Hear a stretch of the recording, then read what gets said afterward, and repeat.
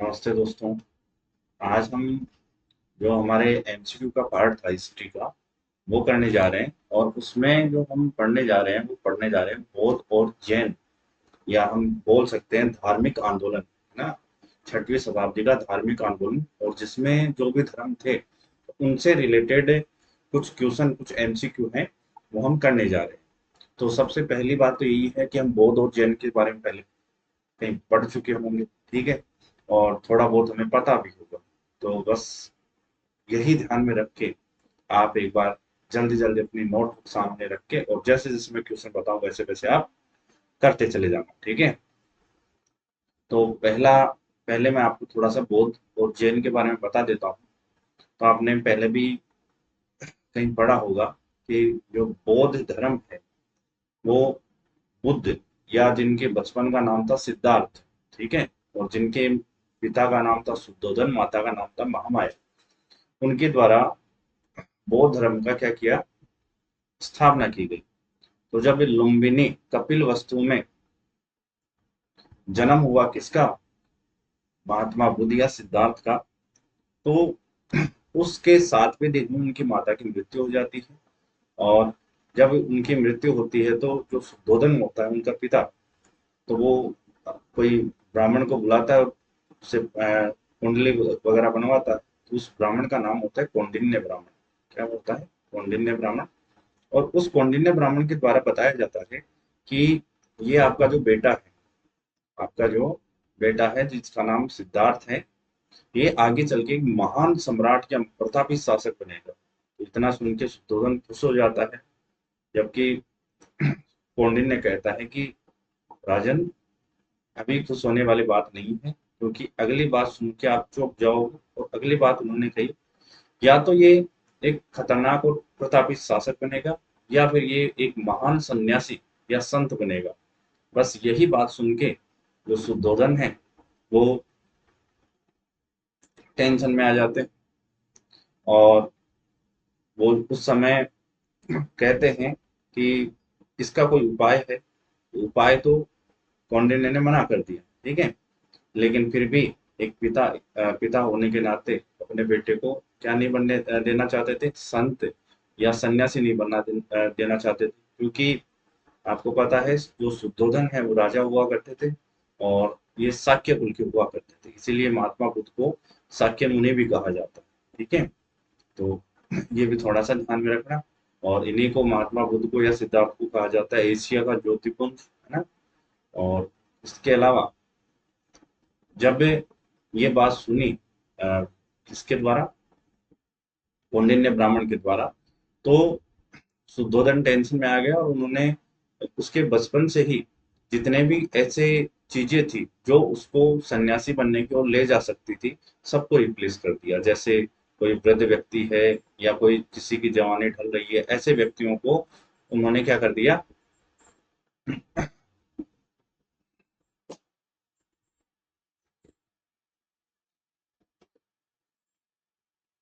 ऐसे व्यक्तियों को अपने महल से बाहर निकाल दिया। जब महल से बाहर निकाला तो जैसे जैसे वो सारा सिस्टम चल रहा था, धीरे धीरे वो बड़ा हो रहा था और सारी चीजें कंटिन्यू चल रही थी। तो क्या हुआ कि कुछ समय बाद में क्या होता है कि आदमी को सारी चीजें मिल जाती हैं टाइम पे या फिर सारी सुख सुविधाएं होती हैं, तो उसके बाद में भी व्यक्ति को थोड़ा उबन होने लगती है। तो बिल्कुल ऐसा ही हुआ सिद्धार्थ के साथ। एक दिन सिद्धार्थ मतलब जब 28-29 साल का हुआ, तो एक दिन सिद्धार्थ बैठा हुआ था और बैठे बैठे उसके मन में विचार आया कि क्यों ना मैं मेरे शहर के भ्रमण पे जाऊं, मेरे नगर के भ्रमण पे जाऊं, ठीक है। और नगर के भ्रमण पे जाऊंगा तो कुछ ना कुछ नई चीजें देखूंगा, कुछ नई टेरिटरी देखूंगा, मेरे देश की सीमा देखूंगा, राज्य की सीमा देखूंगा। लेकिन हुआ क्या, जब उसके मन में ये बात आई तो उसने अपने जो सारथी है जिसका नाम था चाणक्य चन्ना, ठीक है, उसको कहता है। अब ये चाणक्य चन्ना से पहले आपको थोड़ा सा मैं बीच में बता देता हूँ, थोड़ा डिस्टर्बेंस की वजह से थोड़ा सा हो गया।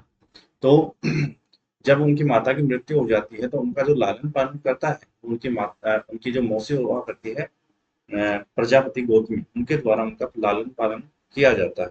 जबकि इनका जन्म तो हुआ था लुम्बिनी में। आपसे पूछें कि इनका बचपन कहाँ बीता, तो इनका बचपन बीता था कपिलवस्तु में, क्योंकि कपिलवस्तु के ही राजा थे। ठीक है, कपिलवस्तु लुम्बिनी नेपाल में है। कहाँ पे है? नेपाल में है। और महात्मा गौतम बुद्ध, आपने गौतम बुद्ध सुना होगा, तो गौतम होता है इनका गोत्र। गौतम क्या होता है इनका? गोत्र होता है, इसी के नाम से गौतम बुद्ध। और बुद्ध कब कहलाए? जब इनको महाज्ञान की प्राप्ति हो जाती है।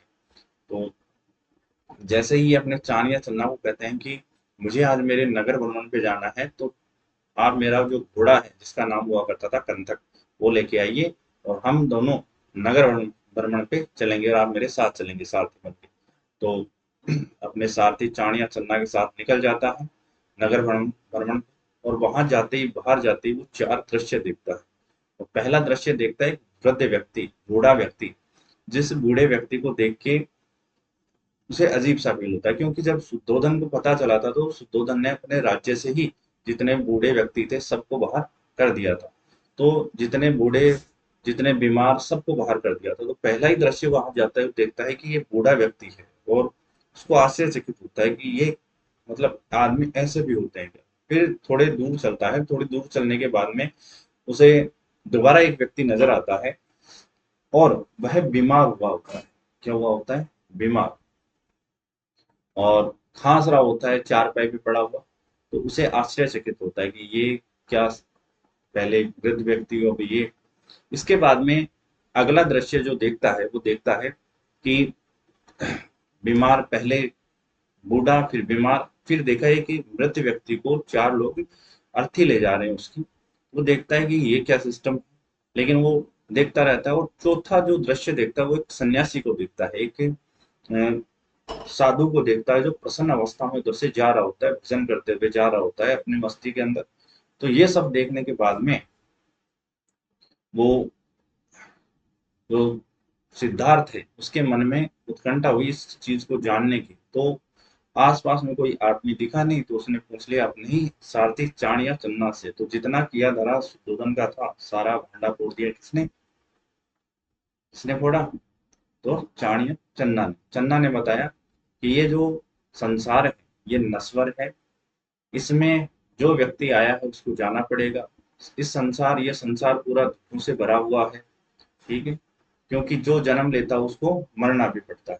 तो ऐसी बातें चाण या चन्ना के द्वारा बताई गई कि आप एक राजा के पुत्र हो और आपको ये चीजें पता नहीं चलती हैं। बाकी इस, ये जो संसार है ये टोटली दुखों से भरा हुआ है। ठीक है, तब जब ये बात पता लगी किसको, महात्मा बुद्ध को, तो उसके मन में थोड़ा ऐसी उत्कंठा हो गई कि अब मन थोड़ा विचलित हो गया। ठीक है, लेकिन जब चाण या चन्ना बता रहा था कि ये संसार दुखों से भरा हुआ है, तभी जो सिद्धार्थ है उन्होंने पूछ लिया कि ये संसार अगर दुखों से भरा हुआ है, तो वो जो चौथा व्यक्ति था जो हमें दिखाई दिया था, वो कौन था? वो इतना खुश क्यों था? ठीक है, तो चाण या चन्ना बताता है कि वो एक सन्यासी है। सन्यासी जो इस मोह माया से दूर है, इस मोह माया से दूर है। उसे इस मोह माया से कुछ लेना देना नहीं है। वो भगवान के भजन करता है और खुश रहता है, और इसी में ही उसका जीवन व्यतीत होता है। ठीक है, तो उसे इन सांसारिक वस्तुओं का कोई लोभ नहीं है। जब ये बात जानी किसने? महात्मा बुद्ध या सिद्धार्थ ने, तो उसके मन में उस समय वैराग्य भाव उत्पन्न हो। लेकिन वहां से वो घर चले जाते हैं, और घर चले जाते हैं तो ऐसे होता है कि कोई व्यक्ति किसी चीज को देख ले और बार बार उसके मन में वही वही चीज रिपीट हो, तो उसके मन में थोड़ा आएगा कि थोड़ा गिलानी टाइप का आएगा कि मैं, ये जो चीजें हैं सारी ये क्या है? नश्वर है। जो उसने, चाण ने बताई थी, चन्ना ने बताई थी कि ये सब चीजें क्या है? नश्वर है। तो जब अपने महल को देखता उसको लगता है कि ये सब नश्वर है। जब खुद को वो शीशे में देखता तो लगता है कि मैं भी नश्वर हूँ, मैं भी मर जाऊंगा। तो ये सब सारी बातें जान के जब उनके मन में वैराग्य उत्पन्न हो जाता है, तो एक दिन रात को, रात्रि के समय, जब उसके पास ही उनका बेटा राहुल और उसकी पत्नी यशोधरा सो रही होती है, तो उठ के चुपचाप से अपने चाण या चन्ना को, जो उनका सारथी था, उनको बोला कि मेरा घोड़ा लेके आओ, हम यहाँ से चलेंगे। और रात्रि के समय वो वहां से निकल जाते हैं। ठीक है, और वहां से निकल के सबसे पहले अनुमा नदी के किनारे पहुंचते हैं। और अनुमा नदी के किनारे पहले सन्यासी रूप धारण करते हैं और वहीं पे अपने जो राजाशाही कपड़े थे, युवराज के कपड़े थे, वो वहीं पे त्याग देते हैं।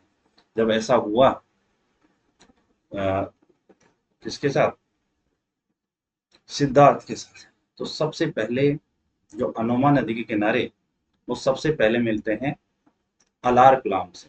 किससे मिलते हैं? अलार कलाम से। जब अलार कलाम से मिलते हैं, उसके बाद में वो वहां से पहले जो अनोमा नदी के किनारे जो राजगृह पहुंचे थे, कहाँ पहुंचे थे? राजगृह में अलार कलाम से मिलते हैं। उसके बाद में मगध की दूसरी राजधानी वैशाली पहुंचते हैं और वैशाली में वो मिलते हैं रुद्रक राम प्रताप से, है ना? रुद्रक रामगुप्त या रामपुत्र, उससे मिलते हैं और इन दोनों से ही उन्होंने योग दर्शन और सांख्य दर्शन का ज्ञान लिया। इसके बाद में वह यहाँ से निकल जाते हैं गया, ठीक है, गया बिहार के लिए। और वहां ये तपस्या कर पांच जो ब्राह्मण है वहां तपस्या कर रहे होते हैं और ये भी वहां पहुंच जाते हैं और उनसे कहते हैं कि मैं भी ज्ञान की प्राप्ति करना चाहता हूँ, महाज्ञान की प्राप्ति करना चाहता हूँ, आपके साथ तपस्या करना चाहता हूँ। तो उन ब्राह्मणों में एक ब्राह्मण वही था जिसने इनके भविष्यवाणी की थी, मतलब कौंडिन्य ब्राह्मण। और कौंडिन्य ब्राह्मण उनके सहयोगी, वो टोटल 5 जने थे और एक सिद्धार्थ। तो कौंडिन्य ब्राह्मण ने कहा कि आप भी हमारे बराबर में बैठ जाओ, तपस्या कर सकते हो। लेकिन एक राजा का पुत्र इतने राजशाही में रहा है 29 साल तक, 29 साल की आयु में उन्होंने घर छोड़ा, परित्याग किया, तो कैसे वहां सरवाइव कर पाता? ठीक है। लेकिन धीरे धीरे जब वो आंख बंद करते हैं तो मतलब वो सारी चीजें नहीं हो पाती शुरुआत में। जैसे आप तैयारी करते हो तो वो सारी एक साथ आप 12 घंटे नहीं बैठ सकते, क्योंकि वो लंबे समय से तपस्या करने वाले पंडित थे, ब्राह्मण थे। और जो अ, सिद्धार्थ था वो एक राजा का पुत्र था जिसने कभी तपस्या नहीं की थी, तो उसे शुरुआती समय में दिक्कत आई। इसी वजह से जो उसके पांच साथ ही 5 ब्राह्मण थे, उन्होंने उनका साथ छोड़ दिया और यहाँ से चले गए। लेकिन सिद्धार्थ 6 वर्ष तक तपस्या की और 6 वर्ष तक निरंजना नदी के किनारे उनको वहीं पे गया में क्या होती है, महाज्ञान की प्राप्ति हो जाती है। ठीक है। तो आपसे पूछेंगे कि कितने वर्ष की आयु में महाज्ञान की प्राप्ति हुई थी, तो 29 साल की आयु में तो घर परित्याग किया था। 35 वर्ष मतलब 6 साल बाद में, तो 29 और 6 35 वर्ष की आयु में उनको महाज्ञान की प्राप्ति हो गई थी। ठीक है। तो जब उनको महाज्ञान की प्राप्ति हुई तो उनका जो उपवास बताया जाता है, एक कन्या थी सुजाता, तो उसी कन्या के द्वारा उनको खीर खिलाई गई और उसी खीर के द्वारा उन्होंने अपना उपवास या व्रत तोड़ा। और उसी से क्या हुआ कि जब उन्होंने व्रत तोड़ा तो उनको महाज्ञान की प्राप्ति हो चुकी थी उस समय। इसी को कहते हैं धर्म चक्र परिवर्तन। क्या कहते हैं? धर्म चक्र परिवर्तन। तो ये कुछ कहानी थी महात्मा बुद्ध की। और ऐसे ही लगभग कहानी महावीर स्वामी जैन की मिल जाती है कि जो महावीर जो जैन धर्म है उसके पहले जो तीर्थंकर हैं, ठीक है, वो है ऋषभ देव आदिनाथ या काला जी। और जो उनके 2 पुत्र होते थे, भरत और गोमतेश्वर। भरत के नाम पे हमारे देश का नाम पड़ा है भारत, और गोमतेश्वर जिनको हम बाहुबली के नाम से जानते हैं, जिनकी जो मूर्ति है कर्नाटक के श्रवण बेलगोला में स्थित है। ठीक है। और इसके बाद में जो जैनियों के 23वें तीर्थंकर हुए, ठीक है, उनका नाम है पार्श्वनाथ। ठीक है, क्या नाम है? पार्श्वनाथ। तो इनका जो जन्म हुआ है वो काशी में हुआ है। इनको जो ये रहते थे, इनकी मृत्यु समेत पर्वत पे हुई है। मृत्यु कहाँ हुई है? समेत पर्वत पे। बस इतना याद रखना है। इसके बाद में जो 24वें तीर्थंकर आते हैं जिन्होंने वास्तविक जैन धर्म की स्थापना की, उन्हीं का नाम है महावीर स्वामी जैन, जिनका बचपन का नाम है क्या? वर्धमान। और उनके पिता का नाम क्या है? सिद्धार्थ। ठीक है। तो ऐसे करके ये लगभग सेम सी कहानी चलती है। यहाँ इनकी पत्नी का नाम यशोदा, वहां यशोधरा था बुद्ध में। ठीक है। और इनकी एक पुत्री हुआ करती थी जिसका नाम था अनुजा या प्रियदर्शना, और उसी का ही विवाह होता है जमाली के साथ। और जमाली ही महावीर स्वामी का प्रथम शिष्य बनता है। ठीक है। तो ये सारी चीजें अब क्वेश्चन के तरीके से हम देखेंगे, तो फटाफट अब क्वेश्चन कर लेते हैं। चलो आओ अभी देखते हैं कैसे क्वेश्चन है हमारे पास। पहला क्वेश्चन आपको दिख रहा होगा, अगर नहीं दिख रहा है 1 सेकंड, अभी दिख जाएगा आपको।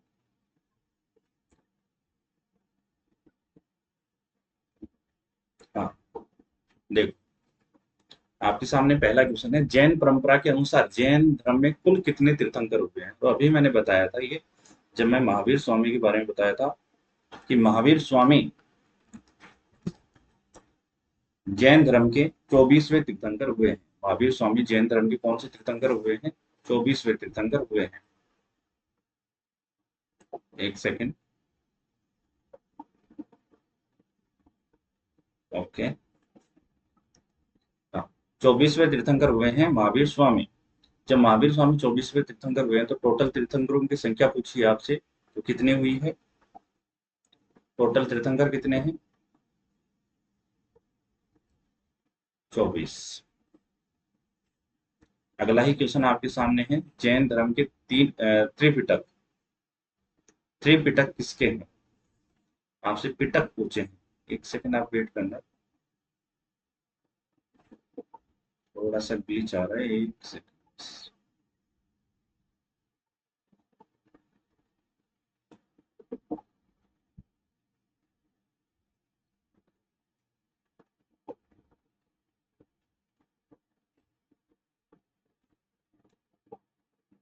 ओके, तब तक आप ट्यूशन देख चुके होंगे, अब तक तो आपको ट्यूशन का पता लग गया होगा।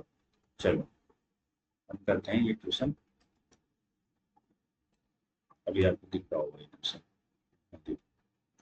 त्रिपिटक पिटक किस ग्रंथ में है? तो आपने नाम सुना होगा, सुत्त पिटक, विनय पिटक और अभिधम्म पिटक, है ना? और ये सुत्त पिटक विनय पिटक बौद्ध धर्म से है। किस धर्म से है?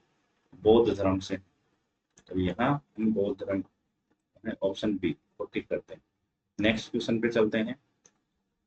बुद्ध ने निम्नलिखित किसमें से किस स्थान पर महापरिनिर्वाण मृत्यु को प्राप्त किया था? देखो, बुद्ध और महावीर स्वामी,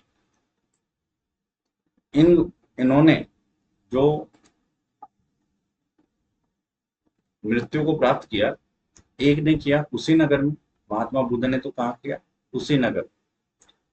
और जो दूसरे थे महावीर स्वामी, उन्होंने किया पावा में। ठीक है, पावा या पावापुरी। तो ये मल की राजधानी हुआ करती थी दोनों ही, और एक ही जगह पे हम मान सकते हैं इनका क्या हुआ है, मृत्यु को प्राप्त हुए। ठीक है, इसके बाद में अगला ही क्वेश्चन है आपके पास, किस शासक ने बौद्धों के लिए विख्यात विक्रमशिला, आपसे दिया गया है, बौद्धों के लिए विख्यात विक्रमशिला विश्वविद्यालय की स्थापना की? विक्रमशिला विश्वविद्यालय की स्थापना की थी धर्मपाल ने। ठीक है, धर्मपाल ने की थी, जिसको तुड़वाने का काम जिसने किया था उसका नाम था बख्तियार खिलजी। ठीक है, अगला ही है, किसके द्वारा तृतीय बौद्ध महासंगति महासंगति को संरक्षण दिया गया?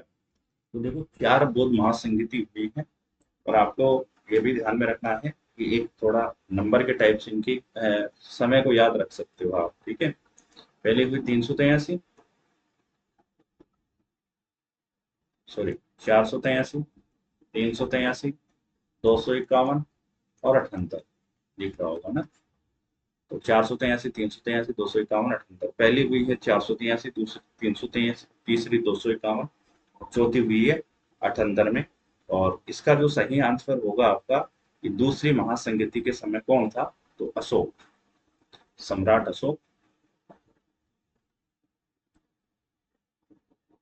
और दूसरी महासंगति कब हुई है? 383। वो अशोक के ही शासनकाल के समकालीन। ठीक है, जिस वर्ष महात्मा बुद्ध की मृत्यु होती है 483 में, उसी वर्ष पहली बौद्ध महासंगति का आयोजन किया जाता है, अजात शत्रु के द्वारा किया जाता है। चलो नेक्स्ट क्वेश्चन है आपके द्वारा, आपके सामने, बौद्ध ग्रंथ पिटकों की रचना निम्नलिखित में से किस भाषा में की गई है? देखो, आपसे पूछे हैं बौद्ध धर्म के की भाषा। तो देखो, हमारे जो वैदिक सभ्यता में भाषा हुआ करती थी, वो हुआ करती थी संस्कृत। बौद्ध की भाषा हुआ करती थी पाली, और जैनियों की भाषा हुआ करती थी प्राकृत। ठीक है, तो ऐसे करके हम यहाँ हम कह सकते हैं किस भाषा में मिलेंगे हमें? पाली भाषा में। किस भाषा में? पाली भाषा में। क्वेश्चन 6।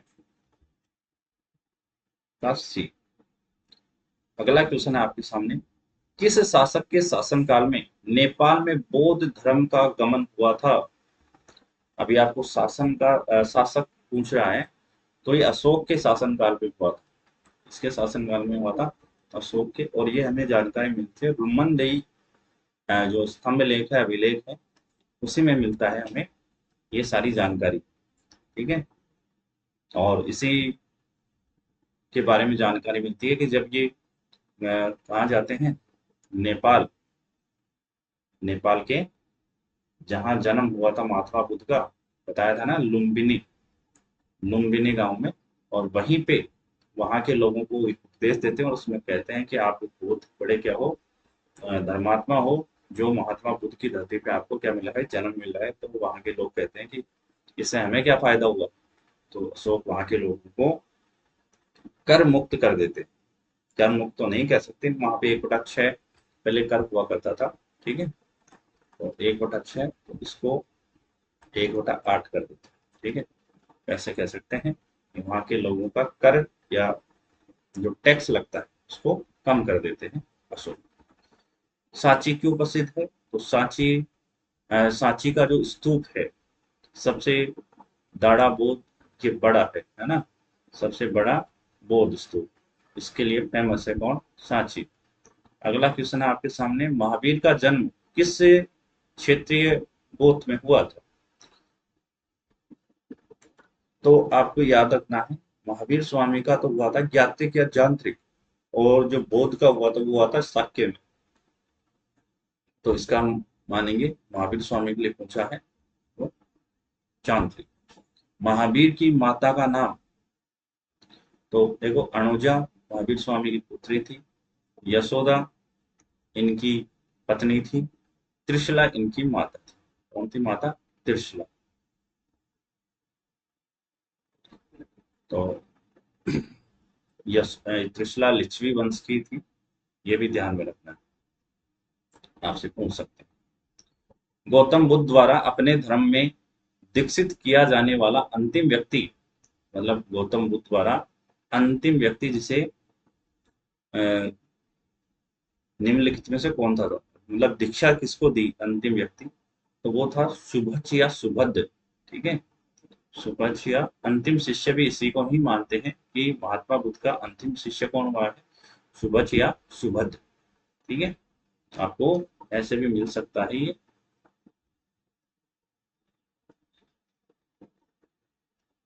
सुभज्य। ठीक है, तो इसी को मानते हैं हम अंतिम व्यक्ति जिसने महात्मा बुद्ध से शिक्षा ग्रहण की। प्राचीनतम विश्वविद्यालय कौन सा है? नालंदा। प्राचीनतम विश्वविद्यालय कौन सा है? नालंदा है, जिसको बख्तियार खिलजी के द्वारा तुड़वा दिया गया था। हाल फिलहाल में करंट का क्वेश्चन भी है, और जो अभी बन के तैयार हुआ 2024 में। किस भाषा का ज्यादा प्रयोग बौद्धवाद के प्रचार के लिए किया गया? अभी बताया था, बौद्धों की जो भाषा है वो है पाली, और किनकी? जैनियों की भाषा कौन सी है? प्राकृत। ठीक है, क्वेश्चन संख्या 13 हो गया है। इसके बाद में क्वेश्चन नंबर 14 आपके सामने है, और ये मैंने अभी पहले बता दिया था। जब महात्मा बुद्ध की मृत्यु बताई थी तो मैंने बताया था कुशीनगर में हुई थी महात्मा बुद्ध की मृत्यु, और महावीर स्वामी की जो मृत्यु हुई वो हुई है पावापुरी में। ठीक है, कहाँ हुई है? पावापुरी में। ये लो, जैनियों के पहले तीर्थंकर कौन है? अभी बताया था मैंने, जैनियों के पहले तीर्थंकर हुए हैं ऋषभदेव, आदिनाथ या कालाजी, जिन्हें हम ऋषभदेव भी कह सकते हैं, आदिनाथ और कालाजी। और इन्हीं के दो पुत्रों के नाम बताए थे आपको, भरत और गोमतेश्वर। ठीक है, जिन्हें बाहुबली भी कहा जाता है। सामने अगला क्वेश्चन है आपके सामने, मठ और स्तूप किससे संबंधित है? तो आपने बौद्ध मठ सुने होंगे, बौद्ध स्तूप सुने होंगे, जिसमें सांची का स्तूप सबसे फेमस है, आपने सुना होगा, तो बौद्ध धर्म से। ठीक है, नेक्स्ट क्वेश्चन है आपके सामने, फटाफट क्वेश्चन कर लेते हैं। बौद्ध धर्म एवं जैन धर्म दोनों के उपदेश किसके शासनकाल में दिए गए थे? बहुत ही अच्छा क्वेश्चन है, और आपसे पूछेंगे बौद्ध धर्म और जैन धर्म के जो उपदेश हैं किसके शासनकाल में दिए गए? तो बिंबिसार, बिंबिसार था हर्यक वंश का, ठीक है। फिर अशोक के मौर्य का आ गया, बिंदुसार मौर्य आ गया। और अकबर, तो ये अकबर आप जानते हो मुगल कालीन है, अकबर क्या है, मुगल कालीन है। तो जो हर्यक वंश का राजा हुआ करता था बिंबिसार, है ना, इसने बहुत सारे विभाग भी किए हैं। तो इसी बिंबिसार के द्वारा दोनों उपदेश मिलते हैं,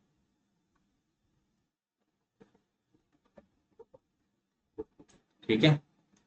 और आपसे पूछें किसके शासनकाल में, किसके शासनकाल में बुद्ध और इसकी जैन की मृत्यु हुई, तो आपको क्या लगता है, बिंबिसार आएगा क्या अजातशत्रु आएगा? फटाफट से कमेंट सेक्शन में छोड़ दो, है ना। अच्छा क्वेश्चन है, और जिसको पता है जरूर कमेंट में बताएगा कि किसके शासनकाल में महावीर स्वामी और महात्मा बुद्ध दोनों की डेथ होती है, मृत्यु होती है, तो आप बताओगे। अगला क्वेश्चन है तब तक, और ये क्वेश्चन आप कमेंट सेक्शन में बताओगे, अगली नेक्स्ट क्लास में मैं आपको जरूर बताऊंगा इसके बाद। गौतम बुद्ध ने अपना प्रथम उपदेश कहाँ दिया था? तो गौतम बुद्ध ने अपना प्रथम उपदेश कहाँ दिया था? सारनाथ। कहाँ दिया? सारनाथ। इसके बाद में नेक्स्ट क्वेश्चन है आपके लिए, और ये क्वेश्चन भी अच्छा है। बौद्ध धर्म ग्रहण करने वाली पहली महिला कौन थी? तो देखो, बौद्ध धर्म ग्रहण किया था इन्हीं की मौसी हुआ करती थी, जिन्होंने उनका लालन पालन या पोषण किया था, जिसका नाम ही क्या था? प्रजापति गौतमी।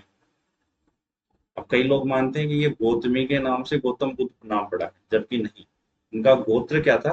गौतम गोत्र था। अभी आपसे अगला क्वेश्चन है, बोध गया स्थित है, तो बोध गया कहाँ स्थित है? तो पश्चिम बंगाल में है, उड़ीसा में है, बिहार में है, असम में है। बहुत इजी क्वेश्चन है, और गया बिहार में है, ठीक है। बोध गया नाम कब पड़ा? जब इनको महाज्ञान की प्राप्ति होती है, उसके बाद में इसका नाम ही पड़ गया बोध गया। कहाँ पे है ये? बिहार में, वर्तमान में भी है बिहार। नेक्स्ट क्वेश्चन, जातक। अच्छा क्वेश्चन है, जातक किसका ग्रंथ है? जातक किसका ग्रंथ है? तो वैष्णव धर्म का है, जैन धर्म का है, बौद्ध धर्म का है, या किस धर्म का है? शैव धर्म का। तो ये बौद्ध धर्म का है जातक। जातक हम मानते हैं इस धर्म का है, बौद्ध धर्म का। इसके अलावा सिद्धार्थ बुद्ध को ज्ञान प्राप्ति कहाँ हुई थी? मैंने बताया था निरंजना नदी के किनारे हुई थी, और निरंजना नदी के किनारे, वो भी गया में, पीपल के पेड़ के नीचे। और जिस दिन पीपल के पेड़ के नीचे इनको महाज्ञान की प्राप्ति हुई, उसी दिन को, उस दिन तिथि थी वैशाख पूर्णिमा। क्या थी? वैशाख पूर्णिमा। तो उसी दिन को हम बौद्ध पूर्णिमा के नाम से भी जानते हैं, ठीक है। क्योंकि महावीर सॉरी महात्मा बुद्ध की जो जन्म होता है, वो जन्म भी कब होता है? वैशाख पूर्णिमा। उनको महाज्ञान की प्राप्ति वैशाख पूर्णिमा, उनकी मृत्यु वैशाख पूर्णिमा, तीनों का ही तिथि एक है। तो आपसे पूछे कि इनकी तिथि के अनुसार मृत्यु कब हुई, तो आप वैशाख पूर्णिमा, बौद्ध पूर्णिमा, पीपल पूर्णिमा, कुछ भी कह सकते हो, इसको तीनों नाम सेम, ठीक है। तो इसी दिन इनको, इनके तीनों काम हुए। चलो अगला क्वेश्चन है, सारनाथ में बुद्ध का प्रथम प्रवचन क्या कहलाता है? धर्म चक्र परिवर्तन क्या कहलाता है? जब इन्होंने अपना पहला ही उपदेश दिया, तो वही क्या कहलाता है? धर्म चक्र परिवर्तन। समझ गए? हाँ, आपसे अब नेक्स्ट मैं क्वेश्चन आपके लिए छोड़ता हूँ यहाँ पे, महाभिनिष्क्रमण क्या होता है? ठीक है, ये आप बताओगे। महाभिनिष्क्रमण, क्या उनके घर को त्याग करना महाभिनिष्क्रमण था, जब उन्होंने अपना घर छोड़ा? महापरिनिर्वाण क्या होता है? क्या उनकी मृत्यु महापरिनिर्वाण परिनिर्वाण कहलाएगी या नहीं कहलाएगी? ये आपको जरूर बताना, ठीक है। कि आप कितना पढ़ते हो, या मेरे क्वेश्चनों पे आप डिपेंड हैं या नहीं। चलो, बौद्ध धर्म, अगला क्वेश्चन है, बौद्ध धर्म ने समाज के निम्न वर्गों पर महत्वपूर्ण प्रभाव डाला। किन महत्व वर्गों पर प्रभाव डाला था? तो जब बौद्ध धर्म आया था, तो इसने महिलाओं और शूद्रों, क्योंकि ये धर्म ही है किनका? शूद्रों का। और जैन धर्म किनका है? वेश्यों का, ठीक है, व्यापारियों का धर्म है जैन धर्म। और जो अ, बौद्ध धर्म है वो शूद्रों का और महिलाओं का धर्म है। तो इस समय इसने प्रभाव भी डाला किन पे, शूद्रों और महिलाओं पे। ध्यान में रखना, ये आंसर आएगा इसका, ठीक है, शूद्र और महिला। चलो नेक्स्ट क्वेश्चन आपके सामने, बुद्ध के गृह त्याग का प्रतीक। देखो, घोड़ा, हाथी, बैल और भेड़। बुद्ध को, जो बुद्ध की माँ, जब बुद्ध क्या बोलते हैं उसको, जब बुद्ध की माँ गर्भावस्था में थी तो उनको एक दिन सपने में दिखा था सफेद हाथी। जब दिखा था सफेद हाथी, तो सफेद हाथी का दिखना क्या माना जाता है, शुभ माना जाता है। क्या माना जाता है, शुभ। लेकिन ये तो क्या है, उनकी माता को दिखा था। इस यहाँ है बुद्ध के गृह त्याग का प्रतीक। तो आपको मैंने एक कहानी बताई थी और उस कहानी में बताया था कि जब वो 29 वर्ष के आए होते हैं, रात के समय चाण या चन्ना को कहते हैं कि मेरा घोड़ा लेके आओ। क्या लेके आओ, घोड़ा। तो अंतिम समय में त्याग किसके कर जाते हैं, घोड़े का। इसीलिए यहाँ क्या आएगा, गृह त्याग का प्रतीक क्या है, घोड़ा। ओके, तो ये आ गया। अगला क्वेश्चन है 6 नंबर, गौतम बुद्ध द्वारा भिक्षुणी संघ की स्थापना कहाँ की गई। तो इनको महाज्ञान की प्राप्ति हो जाती है, उसके बाद में भिक्षुणी संघ की स्थापना ये वेश्यालय में करते हैं। मगध की ही राजधानी होती है वेश्यालय, और वेश्यालय में ही करते हैं इसकी स्थापना। प्रथम शून्यवाद या शून्यता का सिद्धांत, प्रथम शून्यवाद या शून्यता का सिद्धांत इसने दिया। तो प्रथम शून्यवाद या शून्यता का सिद्धांत दिया था नागार्जुन ने। जीरो की खोज, आर्यभट्ट बोलोगी। नागार्जुन ने शून्यता का सिद्धांत दिया था, ठीक है। महावीर का मूल नाम क्या था, ये मैंने बताया था, वर्धमान महावीर ओपन यूनिवर्सिटी कोटा, ठीक है। तो वहां वर्धमान महावीर है, तो वर्धमान उनके बचपन का नाम है। समझ गए, वर्धमान,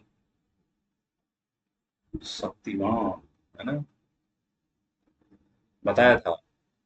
किसे एशिया की रोशनी कहा जाता है, ये भी मैंने बताया था कि ज्योतिपुंज कहा जाता है महात्मा बुद्ध को।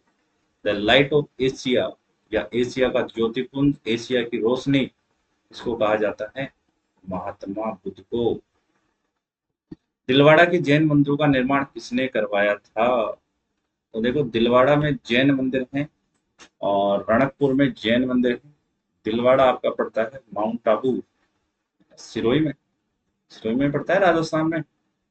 तो इन मंदिरों का निर्माण करवाया था, क्वेश्चन नंबर 10 का है, चालुक्यों ने। यहाँ चोल, चालुक्य, सोलंकी। हाँ, तो चाणक्य या सोलंकी हम कह सकते हैं इनको। चालुक्य व सोलंकियों ने इनका क्या करवाया था, निर्माण करवाया था। नेक्स्ट क्वेश्चन आपके सामने ये रहा कि नागार्जुन कौन है। अभी पीछे क्वेश्चन गया है कि नागार्जुन ने किसकी खोज की, या कौन सा सिद्धांत दिया, शून्यता का, ठीक है। तो बौद्ध धर्म से है, और ये बौद्ध धर्म से रिलेटेड, इससे रिलेटेड है, बौद्ध धर्म से, बौद्ध दार्शनिक हुए हैं नागार्जुन। जैन परंपराओं के अनुसार महावीर स्वामी, महावीर कौन से तीर्थंकर थे। जैन परंपराओं के अनुसार महावीर स्वामी कौन से तीर्थंकर थे, 24वें। आपको ये भी ध्यान में होना चाहिए कि महावीर स्वामी और बौद्ध दोनों ही क्षत्रिय हुआ करते थे पहले, ठीक है, क्षत्रिय हुआ करते थे। उसके बाद में इन दोनों ने जब दशा देखी दुनिया की, तो एक के तो मन में जब परित्याग का आ गया महात्मा बुद्ध, और एक ने अपने भाई नंदीवर्धन का, मतलब नंदीवर्धन से पूछा और गृह त्याग कर दिया 30 वर्ष की आयु में। एक ने 29 वर्ष की आयु में, एक ने 30 वर्ष की आयु में। जब ये इनका पढ़ोगे तो सेम सा ही है लगभग, तो कुछ ज्यादा डिफरेंस नहीं मिलेगा आपको, ठीक है। तो हो सकता है कि दो धर्मों में कोई मान्यता हो, तो वो यहाँ चलती है। बाकी 13वां क्वेश्चन आपके सामने ये रहा,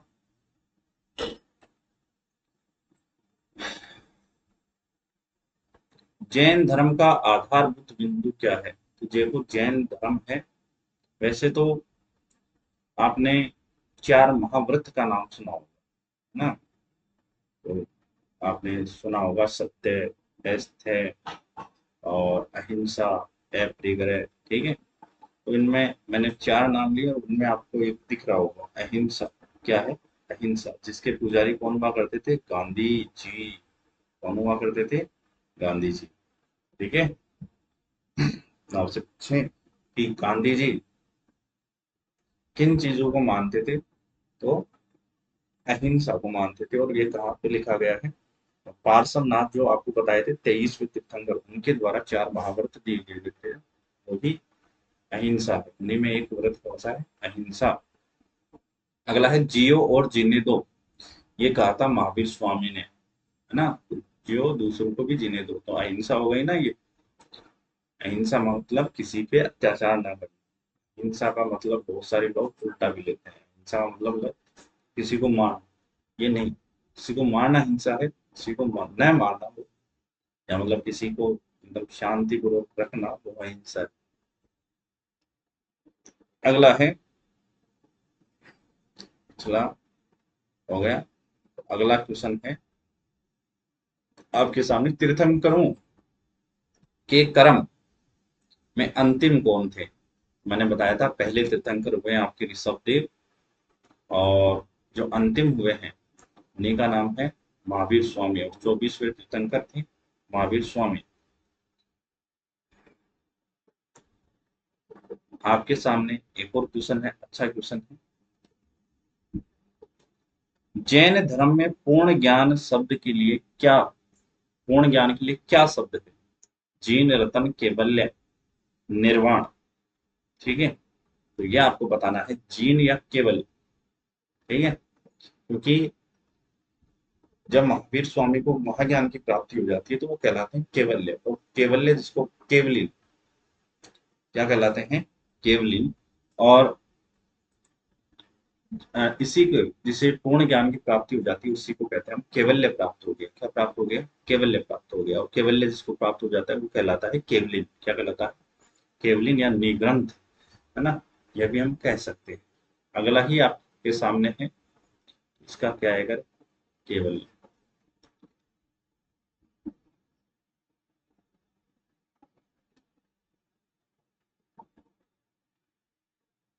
हाँ, महावीर स्वामी का जन्म कहाँ हुआ, ये आपको बताना है। तो इनका जन्म होता है कुंडग्राम में। कहाँ होता है? कुंडग्राम में इनका जन्म होता है।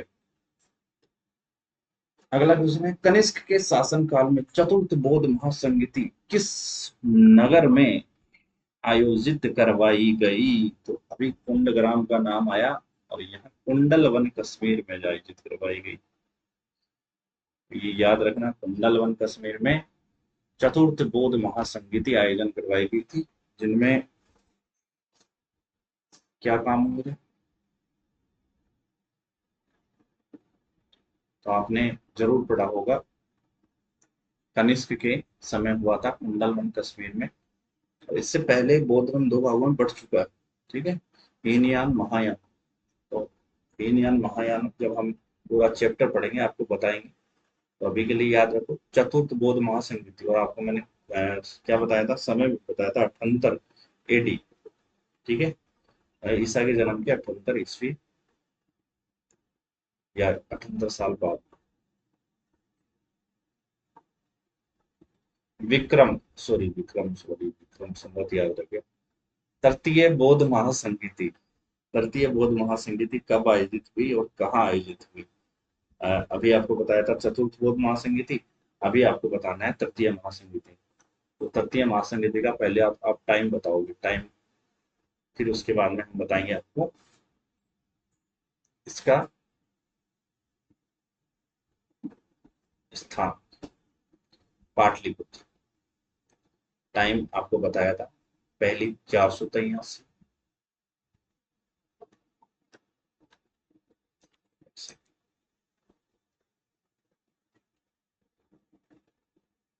483, 383, और आपका एक है 251 और 78, ऐसे करके आपको बताया था। ऐसे 4 बौद्ध महासंगीतियां हुई। अशोक के शासनकाल में बौद्ध संगीति किस नगर में आयोजित करवाई गई? अशोक के शासनकाल में बौद्ध महासंगीति पाटलिपुत्र में, क्योंकि वो तीसरी बौद्ध महासंगीति होती है वो अशोक के शासनकाल में ही होती है। देखो आपने सुना होगा अशोक का आक्रमण, और अशोक ने आक्रमण किया था कलिंग, है ना, कलिंग युद्ध सुना होगा अपने ही शासन काल के, जब इसने शपथ ले ली थी, और उसी के शायद 20वें वर्ष किया था 251 में अशोक ने कलिंग के आक्रमण, और कलिंग पे आक्रमण किया, तब से ही इसके मन में क्या हुआ, ग्लानि उत्पन्न हो गई। और ग्लानि क्योंकि उसमें लगभग 1 लाख से ज्यादा लोग मारे गए, उन लोगों को देख के मन में मतलब ग्लानि हुई, और उसी के बाद में इन्होंने बौद्ध धर्म अपना लिया था। ठीक है, कौन सा धर्म अपनाया था? बौद्ध धर्म। ओके। और आपसे पूछ सकते हैं कि ऐसा कौन सा शासक है जो 3 धर्मों को मानता था, क्योंकि ये पहले तो हुआ करता था शैव धर्म, मतलब भगवान शंकर का ये हुआ करता था भक्त, इसके बाद में ये बना बौद्ध धर्म का, और इसने अपने अंतिम समय में आजीविक संप्रदाय को अपनाया था। आजीविक संप्रदाय जानते होंगे, महावीर स्वामी के साथ एक व्यक्ति जिसका नाम था मोगलीपुत्तिस, नहीं, मखलीपुत्र गोसाल। ठीक है, क्या नाम था? मखलीपुत्र गोसाल। और उसी गोसाल, मखलीपुत्र गोसाल के द्वारा एक भाग्यवादी धर्म चलाया गया था जिसे हम कहते हैं आजीवक संप्रदाय। ठीक है, भाग्य पे आश्रित। तो ये भी आगे आएगा आपके सामने क्वेश्चन अभी। चलो, पहला ही क्वेश्चन आया है आपके सामने, वो आया है, निम्नलिखित में से कौन सी बौद्ध धर्म में और जैन धर्म में समान नहीं है?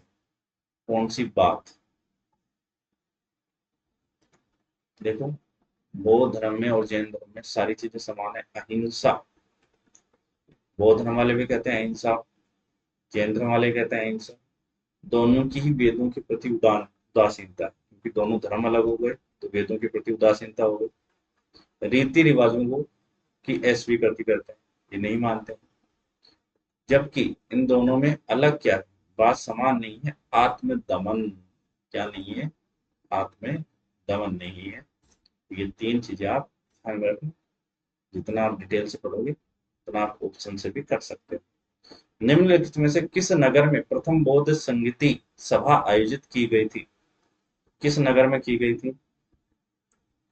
तो आपको प्रथम बौद्ध महासंगीति राजगृह, जिसे हम गृह वर्ज भी कहते हैं, राजगृह या गृह वर्ज, यहीं पे की गई थी प्रथम बौद्ध महासंगीति।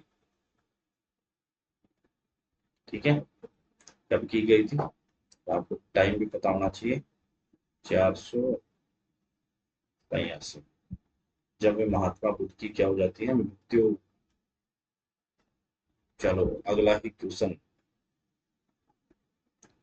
बुद्ध जीवन की 4 महत्वपूर्ण घटनाएं, चारों को संबंध नीचे उल्लेख है। यह 2 स्तंभ फर्स्ट और सेकंड अंकित है, इनको आप सुमेल करना। स्तंभ फर्स्ट, जन्म, ज्ञान प्राप्ति, प्रथम प्रवचन, निधन या निधन स्तंभ। तो आपको बताया हुआ है जन्म कहाँ हुआ था, जन्म, जन्म का पूछा, एक सेकंड, जन्म हुआ लुम्बिनी में, कहा हुआ था, लुम्बिनी में। फिर आपसे पूछ रहा है ज्ञान प्राप्ति, तो मैंने बताया था कुशीनगर, कहाँ होती है? कुशीनगर में ज्ञान प्राप्ति। तीसरा है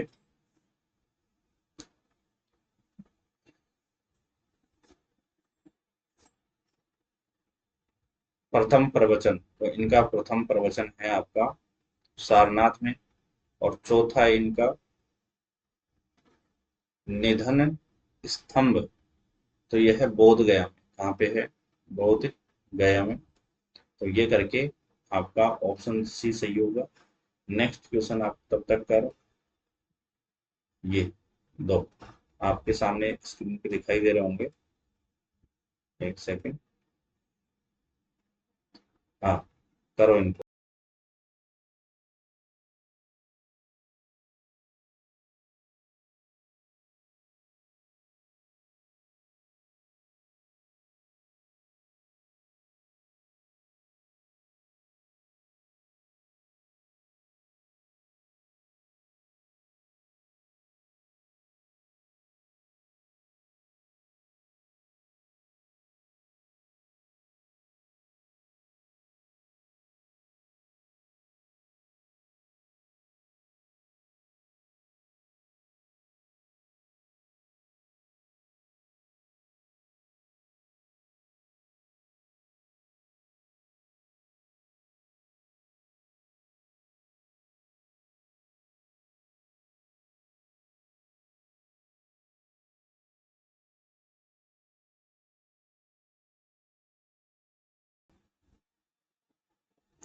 हाँ, तो कर लिया होगा आपने एक क्वेश्चन। चलो मैं बता देता हूँ।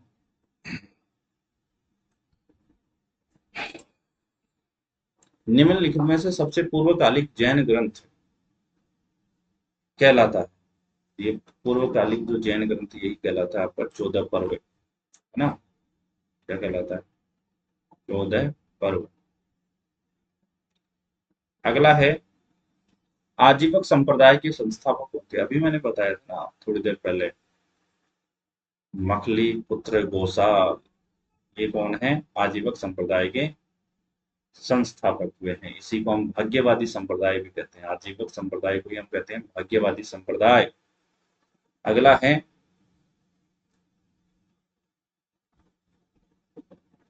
आपसे पूछेंगे ये वाला क्वेश्चन, बहुत ही बढ़िया है। भागवत संप्रदाय या आप वैष्णव संप्रदाय भी कह सकते हो। तो इनका सबसे ज्यादा विकास कब हुआ है? पार्थियन के समय, हिंद यूनानियों के समय, कुषाण और गुप्त। तो आप इनको कह सकते हो कि हिंद यूनानी जब आए थे उसी समय हुआ था इनका सबसे ज्यादा योगदान उन्हीं का रहा है, हिंद यूनानियों का। भागवत धर्म के, वैष्णव धर्म के, जिन्हें भगवान विष्णु की पूजा करते हैं, बौद्ध धर्म हिंद यूनानियों के द्वारा अत्यधिक योगदान रहा।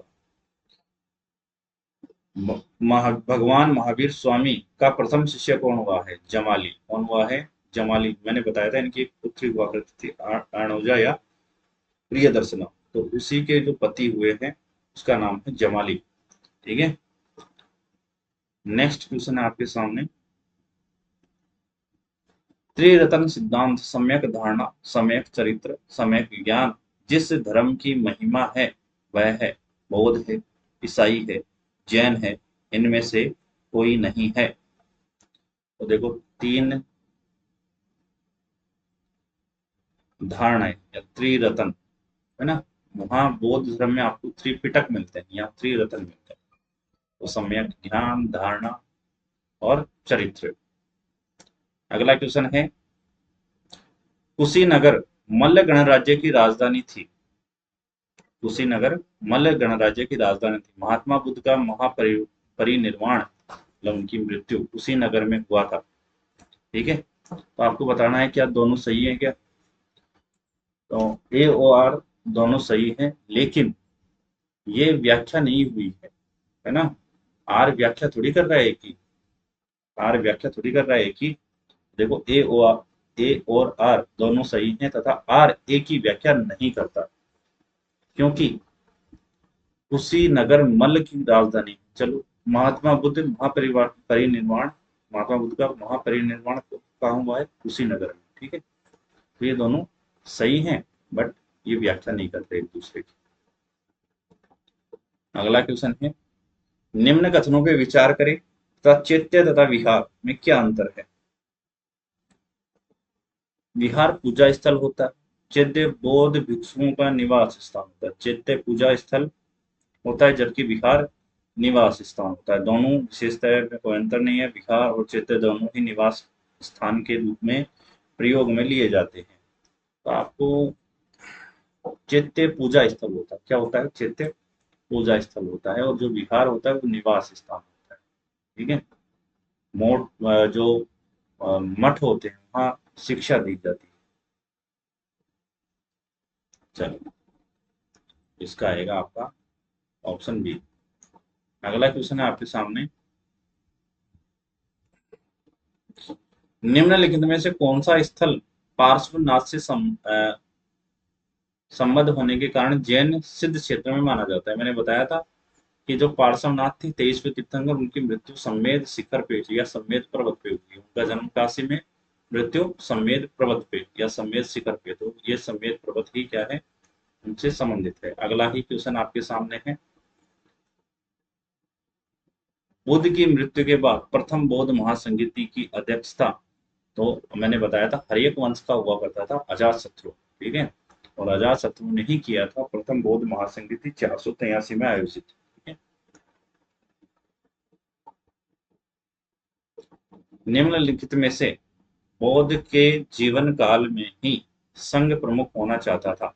देखो अजातशत्रु का मैंने एक क्वेश्चन पूछा था शुरुआत में कि कौन सा राजा था, और मैंने पूछा था बिंबिसार हुआ है या अजातशत्रु। तो ये आप जरूर आंसर देके जाओगे किसके दोनों शासनकाल में महावीर स्वामी और महात्मा बुद्ध की मृत्यु हुई है, बिंबिसार और अजातशत्रु। आपके लिए क्वेश्चन है, तो आप बताओगे। निम्नलिखित में से बुद्ध के जीवन काल में ही संघ ही प्रमुख, यस, जीवन काल में ही संघ का प्रमुख कौन होना चाहता था? तो देखो, देवदत्त, महाकंप या महाकश्यप, उपाली या आनंद। आनंद उपाली आप जानते होंगे, इनके प्रधान शिष्य हुआ करते थे किनके? महात्मा बुद्ध के, क्योंकि ये दोनों ही प्रजापति गौतमी के पुत्र और पुत्री हुआ करते थे, आनंद और उपाली। तो इसलिए आपसे क्वेश्चन नंबर 13 में पूछा गया है कि कौन बनना चाहता था? तो वो बनना चाहता था देवदत्त। ठीक है, जीवन में रहते रहते ही बौद्ध संघ का प्रमुख बनना चाहता था देवदत्त।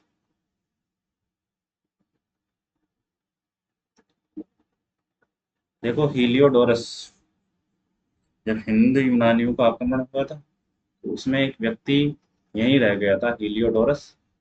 और हीलियोडोरस का वेश नगर अभिलेख संबंधित है। और हीलियोडोरस देखो भागवत संप्रदाय से संबंधित है, क्योंकि इसने यहाँ के अपना धर्म परिवर्तन कर लिया था, इसने भागवत संप्रदाय को अपना लिया था। और यहाँ संकर्षण और वासुदेव से पूछ रहा है। संकर्षण होता है बलराम, बलराम का ही नाम क्या होता है? संकर्षण। तथा वासुदेव से संकर्षण तथा प्रद्युम्न से प्रद्युम्न। और एक आपने सुना होगा, नाम निकल गया दिमाग से, संकर्षण, प्रपन्न तथा वासुदेव तथा केवल वासुदेव से। तो ये आपको बताना है। और ये इसका आंसर आएगा कि जो हीलियोडोरस ने, उसने भागवत धर्म का प्रचार किया और भगवान वासुदेव या कृष्ण कह सकते हैं, उन्हीं का जिक्र कहाँ पे किया है? वेश नगर अभिलेख। बौद्ध धर्म के विषय में कौन सा कथन सही है? आपको ये बताना है। आजकल बौद्ध धर्म को बहुत लोग ऐसे करते हैं कि बौद्ध बनेंगे, बौद्ध बनेंगे, तो उन्हीं के लिए कुछ यहाँ है कि उसने वर्ण तथा जाति को अस्वीकार नहीं किया।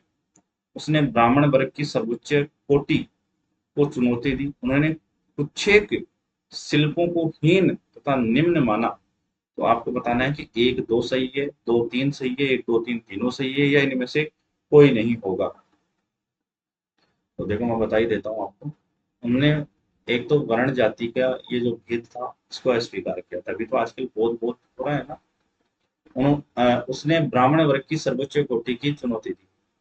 महात्मा बुद्ध ने जो लड़ाई लड़ी वो किसके खिलाफ लड़ी?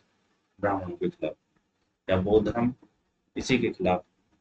उसने कुछेक शिल्पों को हीन या निम्न माना। ठीक है, ये तीनों ही सही है। 15 का एक दो तीन तीनों होगा।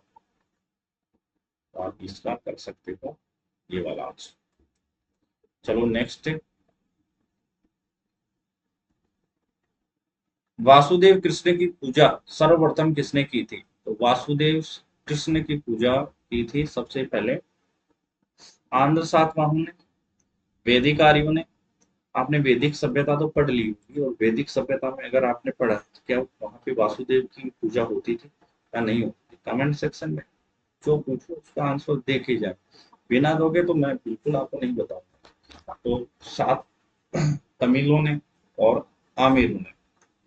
तो वैदिक सभ्यता में मैंने आपको बताया था एक शब्द हुआ करता था रुद्र, है ना, जिसमें भगवान शिव की पूजा हुआ करती थी। तो यहाँ आएगा आंध्र सातवाहन। आंध्र सातवाहन। अगला क्वेश्चन है आपके सामने। निम्नलिखित में से 4 स्थानों में हुई बौद्ध महासंगतियों का सही कालक्रम नीचे दिया गया है। तो आपको कालक्रम बताना है, पहली कब हुई, दूसरी कब हुई, तीसरी कब हुई। ठीक है, तो आपको पहली का तो पता होगा कहाँ हुई है, राजगृह में। कहाँ हुई है? राजगृह में। और अंतिम का पता रखो, कुंडलवन, कश्मीर में। तो बस 2 और 4 क्रम आपको लिखना है। पहले 2 आएगा, फिर 4 आएगा। ये लो, है ना, राजगृह, वैशाली, ठीक है, पाटलिपुत्र और कुंडलवन कश्मीर। अगर याद हुआ जरूर आप बताओ। 483, 483, 383, और ये आपकी 251, ये 78। अगला क्वेश्चन है आपके सामने। गौतम बुद्ध ने अपनी मृत्यु के उपरांत बौद्ध संघ के नेतृत्व के लिए किसे नामित किया था? तो अपनी मृत्यु के पश्चात इसको नामित किया था, तो आपको पता होगा कि आनंद उपाली इनके प्रधान शिष्य हुए हैं, लेकिन महाकश्यप ने जो प्रथम बौद्ध महासंगीति हुई 483, उसमें क्या अध्यक्षता की थी? क्या जीवती जिंदगी में ही महात्मा बुद्ध ने इनमें से किसी एक नाम को सजाया? बिल्कुल नहीं। देखो, महात्मा बुद्ध जब तक जीवित रहे किसी को ही अपना उत्तराधिकारी घोषित नहीं किया, ठीक है। उनके मृत्यु के पश्चात पश्चात जरूर हो सकता है, लेकिन इन तीनों को ही नहीं किया था, इसलिए किसी को नहीं ये होगा, ठीक है। अगला ही क्वेश्चन है, बहुत अच्छा क्वेश्चन है कि शादवाद का सिद्धांत है। तो शादवाद सिद्धांत है ये जैन धर्म से संबंधित है। इंपॉर्टेंट क्वेश्चन है, लगा लेना अगर कभी आए, क्योंकि ऐसे क्वेश्चन मिलते नहीं हैं, और कभी मिल जाएंगे तो हमारे तो 2 12 26 हो जाएगी। जैन धर्म से, ठीक है। तो सी का ए। अगला क्वेश्चन है आपके लिए, गौतम बुद्ध का जन्म। बहुत ही इंपॉर्टेंट क्वेश्चन है। गौतम बुद्ध का जन्म पूछा है, जन्म कब हुआ? 563। कब हुआ? लुम्बिनी, कपिलवस्तु, नेपाल, ठीक है। 563 ईसा पूर्व। और इनकी मृत्यु हुई थी 483 में। जन्म हुआ 563, मृत्यु कब हुई? 483। चलो, इसके बाद में और कुछ क्वेश्चन बच गए। आज की क्लास में इतना ही। नेक्स्ट बौद्ध और जैन के ही कुछ क्वेश्चन, और क्वेश्चन ये तो लगभग हो गए हैं हमारे 60 के लगभग क्वेश्चन, और आपको 60 या 70 क्वेश्चन मैं करवाने वाला हूँ नेक्स्ट क्लास में। तब तक के लिए आप इसको रिपीट करो और नेक्स्ट क्लास का वेट करो, ठीक है। तब तक के लिए धन्यवाद, बहुत बहुत धन्यवाद आपका, ये आप सबने इतना प्यार और दुलार दी।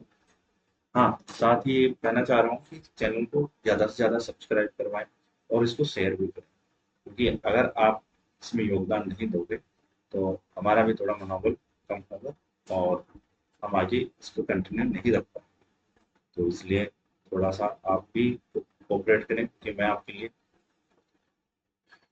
ये जो चीज़ें कर रहा हूँ, बिल्कुल बोला है आपको, पॉलिटिकल जीरो से लेके टॉप लेवल तक पढ़ाऊंगा, और हिस्ट्री जीरो से लेके टॉप लेवल तक। ऐसे नहीं कि छोड़ दिया है कुछ, ठीक है। पैसे के चक्कर में कहीं आपसे ऐसे कोई मेरा एप्लीकेशन हो जिसमें मैंने आपसे पैसे मांगे, ऐसा कहीं नहीं मिलेगा। तो आप थोड़ा सा अपना सहयोग या योगदान, ठीक है। चलो, तब तक के लिए धन्यवाद।